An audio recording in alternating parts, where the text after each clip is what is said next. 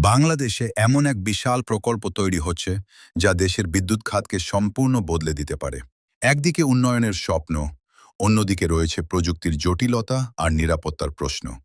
আজকের ভিডিওতে আমরা জানব রূপপুর পারমাণবিক বিদ্যুৎ কেন্দ্র আসলে কি, কিভাবে কাজ করে আর কেন এটি এত গুরুত্বপূর্ণ। বাংলাদেশের রাজধানী শহর ঢাকা থেকে ২০০ কিলোমিটার উত্তর পশ্চিমে পাবনার ঈশ্বরদী উপজেলার অন্তর্গত পাকশী ইউনিয়নের রূপপুর গ্রামে নির্মিত হয় রূপপুর পারমাণবিক বিদ্যুৎ কেন্দ্র। প্রকল্পটি পদ্মা নদীর উপরে নির্মিত হার্ডিঞ্জ ব্রিজ ও লালন শাহ সেতুর পাশেই নদী তীরে অবস্থিত। শান্ত গ্রাম আর নদীর পাশে এখন চলছে এক আধুনিক প্রযুক্তির বিশাল কর্মযজ্ঞ। একসময় বাংলাদেশে বিদ্যুৎ ছিল বড় সমস্যা, লোডশেডিং ছিল প্রতিদিনের ঘটনা। এই সমস্যা সমাধানের জন্য নেওয়া হয় এক বিশাল উদ্যোগ। ১৯৬১ সালে প্রথম পারমাণবিক বিদ্যুৎ কেন্দ্র নির্মাণের উদ্যোগ গ্রহণ করা হয়। ১৯৬২ সালে পাবনা জেলার ঈশ্বরদী থানার পদ্মা নদীর পার্শ্ববর্তী রূপপুরকে পারমাণবিক বিদ্যুৎ কেন্দ্রের স্থান হিসেবে নির্বাচন করা হয়। একাধিক সমীক্ষার মাধ্যমে সংশ্লিষ্ট প্রকল্পের যথার্থতা যাচাই করা হয়। এই প্রকল্পের জন্য ২৬০ একর এবং আবাসিক এলাকার জন্য ৩২ একর জমি অধিগ্রহণ করা হয়। ১৯৬৮ সালের মধ্যে ভূমি উন্নয়ন, অফিস, রেস্ট হাউস, বৈদ্যুতিক উপকেন্দ্র ও কিছু আবাসিক ইউনিটের নির্মাণ কাজ আংশিক সম্পন্ন করা হয়। ১৯৬৯ সালে ২০০ মেগাওয়াট বিদ্যুৎ উৎপাদনের এ প্রকল্প বাস্তবায়নের সিদ্ধান্ত তৎকালীন পাকিস্তান সরকার বাতিল করে দেয়। ১৯৭১ সালে বাংলাদেশ স্বাধীন হওয়ার পর ১৯৭২ সালে বাংলাদেশ সরকার ২০০ মেগাওয়াট বিদ্যুৎ উৎপাদনের একটি পারমাণবিক বিদ্যুৎ কেন্দ্র নির্মাণের উদ্যোগ নেয়। ১৯৭৭ থেকে ১৯৮৬ সালে মেসার সোফ্রাটম কর্তৃক একটি সম্ভাব্যতা অধ্যয়ন চালানো হয় ও এর মাধ্যমে রূপপুরে পারমাণবিক বিদ্যুৎ প্রকল্প বাস্তবায়ন যৌক্তিক বলে সিদ্ধান্ত দেওয়া হয়।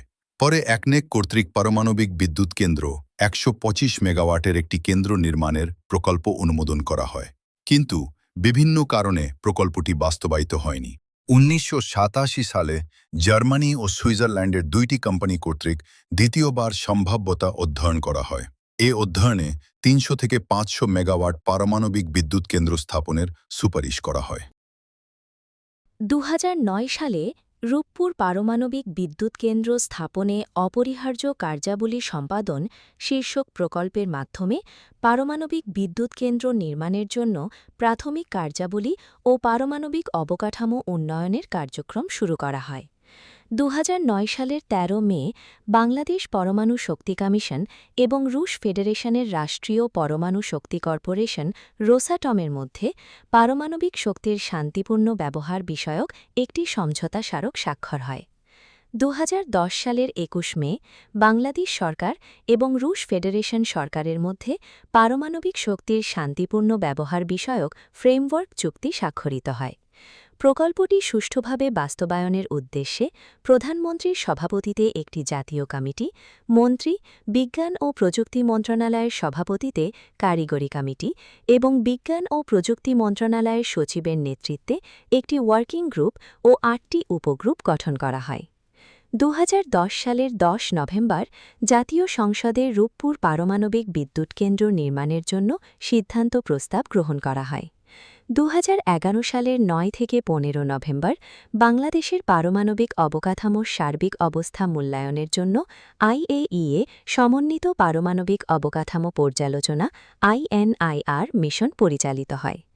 ২০১১ সালের ২ নভেম্বর বাংলাদেশ এবং রুশ ফেডারেশন সরকারের মধ্যে রূপপুর পারমাণবিক বিদ্যুৎ কেন্দ্র স্থাপন সংক্রান্ত আন্তঃরাষ্ট্রীয় চুক্তি স্বাক্ষরিত হয়।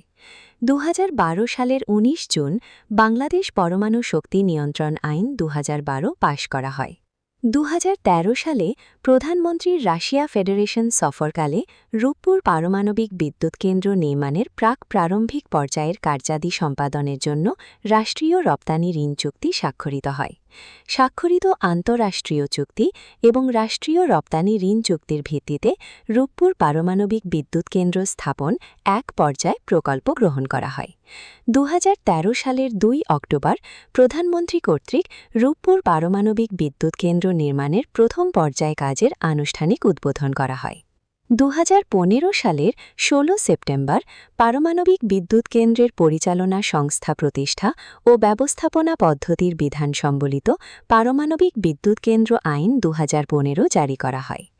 2015 সালের 18 আগস্ট রূপপুর পারমাণবিক বিদ্যুৎ কেন্দ্র সহ অন্যান্য পারমাণবিক বিদ্যুৎ কেন্দ্র স্থাপন ও পরিচালনার জন্য nuclear power plant company Bangladesh limited গঠন করা হয়।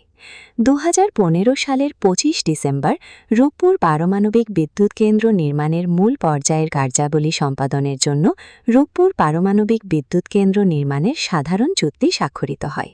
2016 সালের 10 থেকে 14 মে রূপপুর পারমাণবিক বিদ্যুৎ কেন্দ্র নির্মাণ সংক্রান্ত প্রয়োজনীয় পারমাণবিক অবকাঠামো প্রতিষ্ঠার বিষয়ে IAEA-এর সুপারিশ বাস্তবায়ন অগ্রগতি পর্যালোচনা করার জন্য INIR ফলো-আপ মিশন পরিচালনা করা হয়।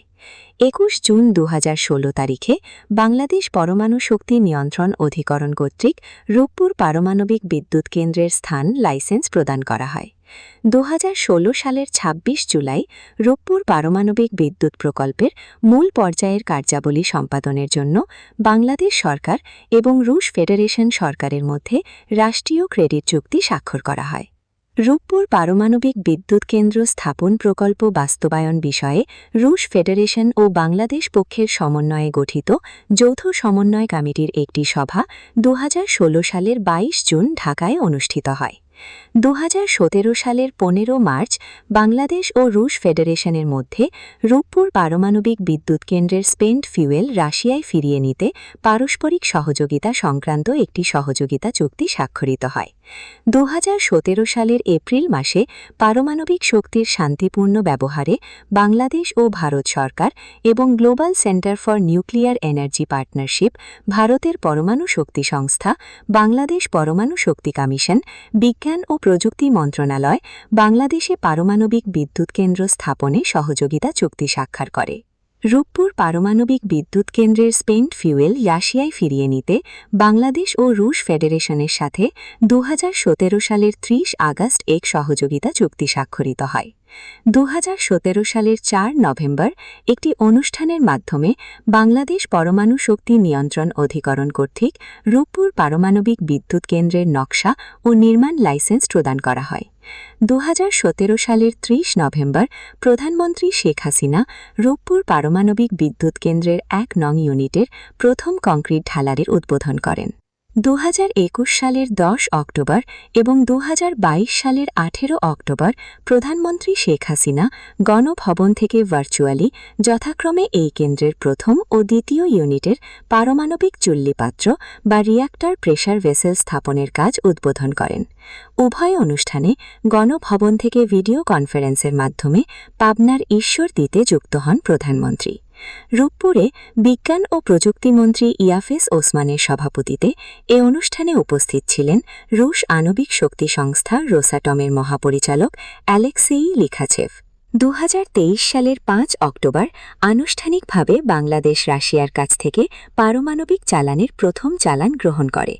এই উপলক্ষে একটি ভার্চুয়াল অনুষ্ঠানের আয়োজন করা হয়, যাতে বাংলাদেশের প্রধানমন্ত্রী শেখ হাসিনা এবং রাশিয়ার রাষ্ট্রপতি ভ্লাদিমির পুতিন উপস্থিত ছিলেন। 2024 সালের 13 অক্টোবর প্রথম ইউনিট এবং 2025 সালের 17 অক্টোবর দ্বিতীয় ইউনিট চূড়ান্ত হস্তান্তর করার কথা থাকলেও 2024 সালের ফেব্রুয়ারিতে প্রকল্পের সময়সীমা 2 বছর বাড়িয়ে 2027 সাল পর্যন্ত নির্ধারণ করা হয়। এই পারমাণবিক বিদ্যুৎ কেন্দ্রের জন্য নির্বাচিত পারমাণবিক চুল্লিতে নিম্নবর্ণিত 5 স্তরের নিরাপত্তা বৈশিষ্ট্য থাকবে। Fuel pellet. পারমাণবিক চুল্লির 5 স্তরের নিরাপত্তা ব্যবস্থার প্রথমটি হচ্ছে ফুয়েল পেলেট, যা অতি উচ্চ তাপমাত্রায় তার জ্বালানি বৈশিষ্ট্য বজায় রাখতে পারে।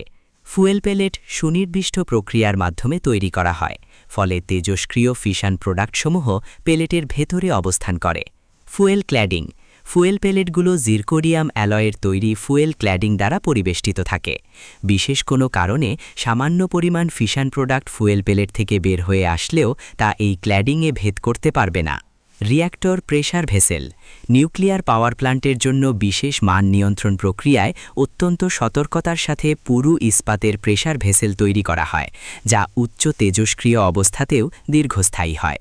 প্রথম কন্টেইনমেন্ট ভবন রিইনফোর্সড কনক্রিট দিয়ে 1.2 মিটার পুরুত্বের প্রথম কন্টেইনমেন্ট ভবন তৈরি করা হয় যা যে কোনো পরিস্থিতিতে তেজস্ক্রিয়তা পরিবেশে ছড়িয়ে পড়া থেকে বিরত রাখে। দ্বিতীয় কন্টেইনমেন্ট ভবন নিরাপত্তা ব্যবস্থা অধিকতর জোরদার করার জন্য আধুনিক নিউক্লিয়ার পাওয়ার প্ল্যান্টগুলোতে প্রথম কন্টেইনমেন্ট ভবনের পর আরও 0.5 মিটার পুরুত্বের আরও একটি কন্টেইনমেন্ট ভবন যুক্ত করা হয় যা বিভিন্ন প্রাকৃতিক দুর্যোগ, বিমান দুর্ঘটনা ইত্যাদি থেকে প্ল্যান্টকে সুরক্ষা করে।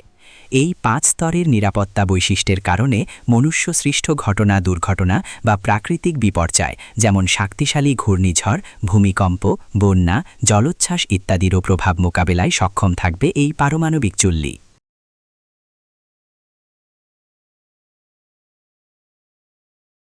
রূপপুর পারমাণবিক বিদ্যুৎ কেন্দ্রের চুল্লিতে পারমাণবিক জ্বালানি বা ইউরেনিয়ামের ব্যবহার, প্রথম ইউনিটের চুল্লিপাত্রে জ্বালানি প্রবেশ শুরু মঙ্গলবার 28 এপ্রিল 2026 খ্রিস্টাব্দ।